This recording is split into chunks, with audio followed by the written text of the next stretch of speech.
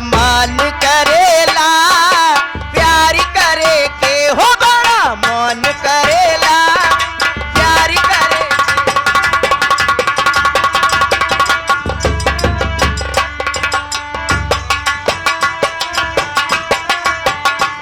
नदिया में उमड़ल पानी दरिया भइल तूफानी जब से चढ़ल जवानी बड़ा मन करेला प्यार करे के हो बड़ा मन करेला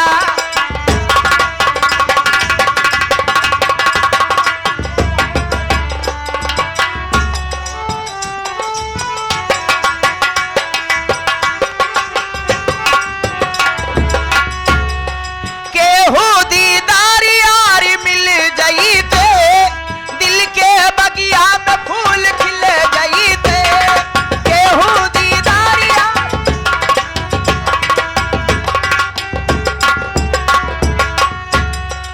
उनकर से हम करती शादी हो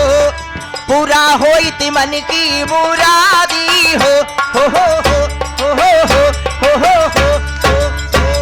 अजबई होइत कहानी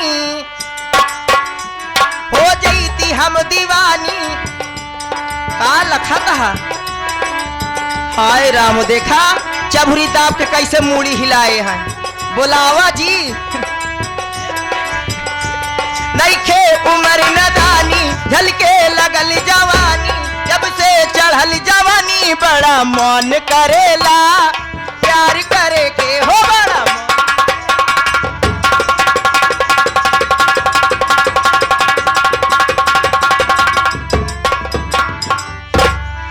हीरो ने माँ देख आई थी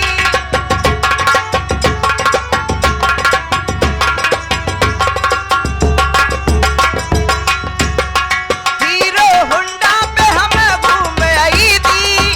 संग सिनेमा देख आई थी लागी बदन सुरसुराई हो ओढ़नी हमार उड़ी आई हो हो हो हो हो हो हो अजबई होइत कहानी हो जईती हम दीवानी केहू के दिल के रानी बड़ा मन करेला प्यार